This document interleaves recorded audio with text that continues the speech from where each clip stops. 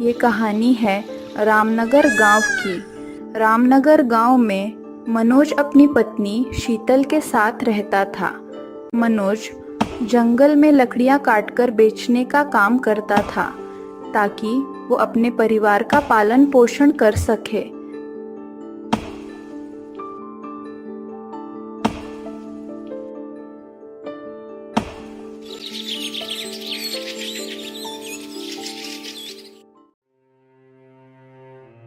अरे शीतल, जल्दी करो, मुझे बहुत जोरों की भूख लगी है। खाना तैयार है या नहीं? अरे जरा शांति से बैठो, खाना ही बना रही हो। कोई मशीन नहीं हो कि 2 मिनट में खाना तैयार कर दूं। थोड़ा टाइम लगेगा। मैंने तुम्हें कितनी बार कहा है कि सुबह जरा जल्दी उठा करो, लेकिन तुम मेरी बात सुनती कहाँ हो। तुम्हें तो अपनी मर्जी का कहीं करना होता है ना। मैं तो ये काम कर के थक गई हूँ। मेरा पूरा दिन घर के कामों में ही निकल जाता है। मुझे तो आराम करने का जरा भी टाइम नहीं मिलता। तुम्हें तो मेरी तकलीफ दिखाई ही नहीं देती। सुबह सुबह बस मुझे सुनाना शुरू करते हो। हाँ हाँ ठीक है, अब जल्दी से खाना बनाओ, मुझे जंगल में जाकर लकड़ियां भी काटनी है। थोड़ी ही देर में खाना तैयार हो जाता है। मनोज और शीतल साथ में बैठकर खाना खाते हैं। खाना खाने के बाद मनोज जंगल में लकड़ियां काटने निकल जाता है।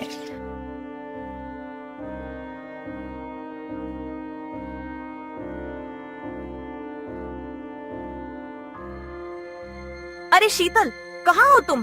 पानी भरने नहीं जाना है क्या? हाँ बस अभी आई। अरे शीतल, आज इतनी देर कैसे हो गई? मैं कब से तुम्हारी राह देख रही हूँ। अरे क्या बताओ रानी, तुझे पूरा दिन घर के कामों में ही निकल जाता है। मैं तो ये घर के काम करते करते बहुत थक जाती हूँ। ऐसा लगता है कि सब कुछ छोड़ छाड़ कर कहीं दूर निकल जाऊं। दोपहर में थोड़ा आराम करने का भी टाइम नहीं मिलता। अरे शीतल, तुम इतनी परेशान क्यों हो रही हो? मेरे पास तुम्हारे लिए एक उपाय है। अगर तुम्हें घर के कामों से बचना है तो मैं जो कहती हूँ तुम्हें वो करना पड़ेगा। रानी, तुम क्या कह रही हो? कैसा उपाय?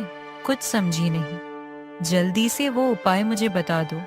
अरे शीतल, तुम बीमार होने का नाटक करो या फिर तुम्हारे हाथ में चोट आई है ऐसा नाटक करो। तुम तुम्हारे पति से कह दो कि तुम्हारे हाथ में बहुत दर्द हो रहा है, तुम खाना नहीं बना सकती हो।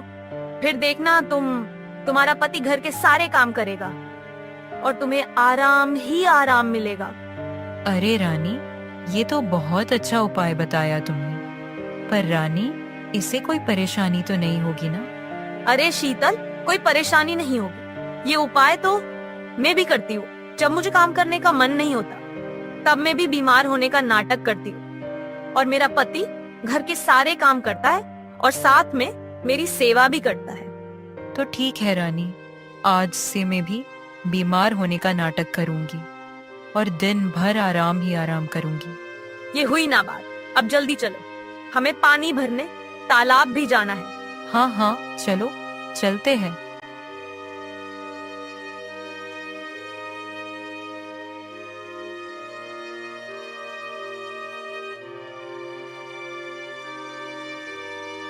शाम को मनोज लकड़ियां बेचकर अपने घर आ रहा था। अरे शीतल, ये कौन सा टाइम है सोने का? तुम्हें क्या रात की नींद कम पड़ती है जो तुम दिन में सो रही हो? चलो अब जल्दी से उठो, मेरे लिए खाना बनाओ, मुझे बहुत भूख लगी है। अरे आपको दिख नहीं रहा क्या? मेरे हाथ में मोच आई है। बहुत तकलीफ हो रही है मुझे। ये हाथ हिल भी नहीं रहा। अरे ये तो मैंने देखा ही नहीं। तुम्हारे हाथ में मोच कैसे आई शीतल? अरे मैं घर में पोंछा लगा रही थी, तभी मेरा पैर फिसल गया और मैं इस हाथ पर गिर गई। आह, बहुत दर्द हो रहा है हाथ में। अरे शीतल, तुम्हारा ध्यान कहाँ रहता है? जरा आराम से घर के काम करना चाहिए ना। अब तुम आराम करो, मैं जाकर हमारे लिए खाना बनाता हूँ। अरे वाह, रानी का ये उपाय तो काम कर गया। अब मुझे आराम ही आराम मिलेगा।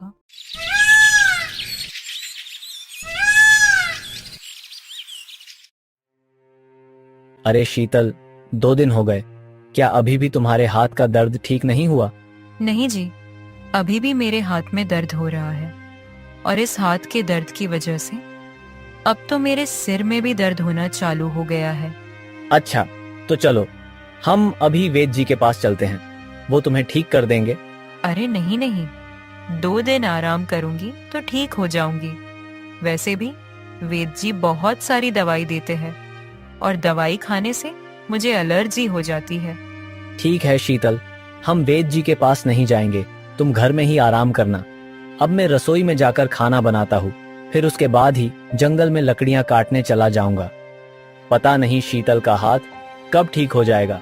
घर के काम करके, जंगल में लकड़ियां काट के मुझे तो बहुत थकान हो रही है। भगवान करे शीतल का हाथ जल्दी से ठीक हो जाए, ताकि वो घर संभाल सके और मैं बाहर का काम संभाल सकूं। अरे मेरा भोला पति कितना ख्याल रख रहा है मेरा, और कितनी सेवा भी कर रहा है। मेरे तो मजे ही मजे हैं। अरे शीतल, मैंने खाना बनाकर रसोई घर में रख दिया है, और हाँ, घर के सारे काम भी मैंने कर दिए हैं। तुम बस आराम करना और खाना खा लेना। अब मैं चलता हूँ। ठीक है जी, ध्यान से जाना। मनोज अपने काम पर चला जाता है। जैसे ही मनोज अपने घर से निकल जाता है, रानी शीतल से मिलने घर आ जाती है। अरे ओ महारानी, चलो उठो, तुम्हारा पति चला गया। अरे रानी, बहुत अच्छी नींद आ रही थी मुझे। अरे, मैं तो अपनी कुल्हाड़ी लाना भूल ही गया। कोई बात नहीं, मैं अभी घर जाकर अपनी कुल्हाड़ी लेकर आता हूँ।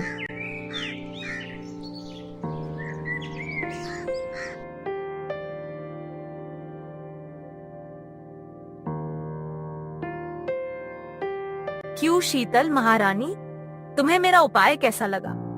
मेरा उपाय काम कर रहा है या नहीं? अरे रानी बहन, तुम्हारा उपाय तो बहुत अच्छे से काम कर रहा है। मैं पिछले 4 दिन से अपने पति को पागल बना रही हूँ। मेरा पति घर के सारे काम कर रहा है और 2 टाइम की रसोई भी बना रहा है। मुझे तो काम करने की जरा भी जरूरत नहीं पड़ रही। मेरा पति मेरी खूब सेवा कर रहा है। मैंने कहा था ना, ये उपाय बहुत काम का है। अच्छा, तो ये बात है। शीतल ने काम से बचने के लिए हाथ टूटने का नाटक किया। अब शीतल को सबक सिखाना ही पड़ेगा। अब मैं भी देखता हूँ शीतल घर के काम कैसे नहीं करती।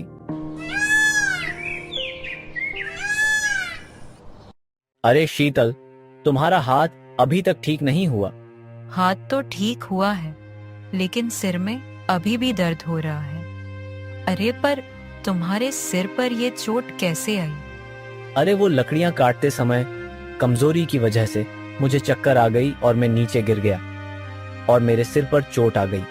अरे बाप रे, तुम्हारे सिर पर तो बहुत बड़ी चोट आई है। तुम्हें तकलीफ हो रही होगी। अरे कोई बात नहीं शीतल, तुम आराम करो। तुम्हारे सिर में दर्द हो रहा है ना, मैं अभी अपने लिए खाना बनाता हूँ। अरे नहीं नहीं, तुम खाना मत बनाओ, मैं खाना बना लूंगी। मुझे अब थोड़ा ठीक लग रहा है, तुम आराम करो। शीतल रसोई में जाकर खाना बनाती है और थोड़ी ही देर में खाना तैयार हो जाता है। हम कल ही वेद जी के पास जाकर तुम्हारा इलाज करवा लेंगे, ताकि तुम्हें थोड़ा आराम लगे। इसकी कोई जरूरत नहीं है शीतल। राम मुझे वेद जी के पास लेकर गया था।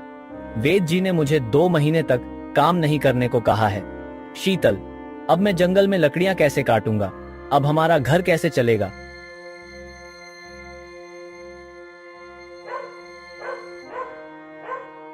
इनकी ये हालत सिर्फ मेरी वजह से हुई है। ना मैं इनसे घर के काम करवाती और ना ही इनको कमजोरी के कारण चक्कर आती। अब घर चलाने की जिम्मेदारी मेरी ही है। अब मुझे ही कुछ करना पड़ेगा। अब कल से रोज सुबह जल्दी उठकर घर के सारे काम कर लूंगी और बाद में जंगल चली जाऊंगी। हाँ, अब मुझे यही करना होगा। लगता है शीतल को अपनी गलती का एहसास हो रहा है। उसे अपनी गलती पे पछतावा हो रहा है।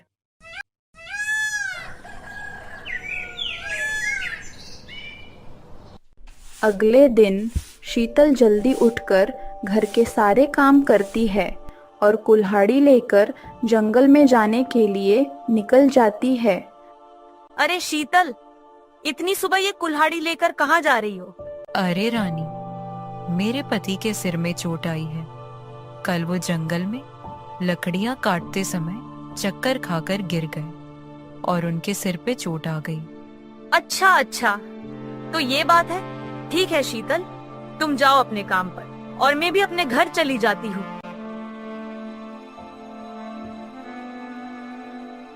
ये रानी तो बहुत चालाक निकली। खुद तो सुबह जल्दी उठती है और मुझे उलटी पट्टी पढ़ाकर चली गई। मैं ही इस रानी की बातों में आ गई और मेरे पति की ये हालत हो गई। लेकिन आज से कामचोरी बिल्कुल नहीं करूंगी। मुझे मेरी गलती का एहसास हो गया है। शीतल जंगल जा ही रही थी कि तभी मनोज उसे आवाज देता है। अरे शीतल, तुम इतनी सुबह सुबह ये कुल्हाड़ी लेकर कहाँ जा रही हो? अरे आपकी तबीयत ठीक नहीं है ना, तो सोचा आज मैं जंगल चली जाऊं ताकि कुछ लकड़ियां काटकर उन्हें बाजार में बेचूं। अरे शीतल, तुम्हें ये सब करने की कोई जरूरत नहीं है। तुम्हारी तबीयत अभी तक ठीक नहीं हुई है। तुम्हें तो आराम करना चाहिए। तुम जाकर आराम करो, मैं जंगल चला जाता हूँ। वैसे भी मुझे अब थोड़ा ठीक लग रहा है। मैं आपको कुछ बताना चाहती हूँ। क्या बताना चाहती हो? मेरे हाथ में कोई मोच नहीं आई थी। मैं तो बस बीमार होने का नाटक कर रही थी और मैं ये सब घर के कामों से बचने के लिए कर रही थी। मुझसे बहुत बड़ी गलती हो गई, मुझे माफ कर दीजिए। ये तुम क्या कह रही हो शीतल? तुम मेरे साथ ऐसा कैसे कर सकती हो? काम से बचने के लिए कोई ऐसा नाटक करता है क्या? मुझे माफ कर दीजिए। मैं अपने की पे बहुत शर्मिंदा हूँ। मुझे अपनी गलती का एहसास हो गया है और मेरी ही वजह से आपके सिर पर ये चोट आई है। तभी मनोज अपने सिर से पट्टी हटाता है। मुझे कुछ नहीं हुआ है शीतल, मैं भी नाटक ही कर रहा था। मुझे कोई चोट नहीं आई है। लेकिन आपने नाटक क्यों किया? क्योंकि मैं तुम्हें सबक सिखाना चाहता था। मैं तुम्हारे इस नाटक के बारे में सब कुछ जान चुका था। लेकिन कैसे? अरे शीतल, उस दिन तुम्हारी सहेली रानी घर पर आई थी ना, तो उसी दिन मैं अपनी कुल्हाड़ी घर पर ही भूल गया था और मैं अपनी कुल्हाड़ी लेने घर आया था।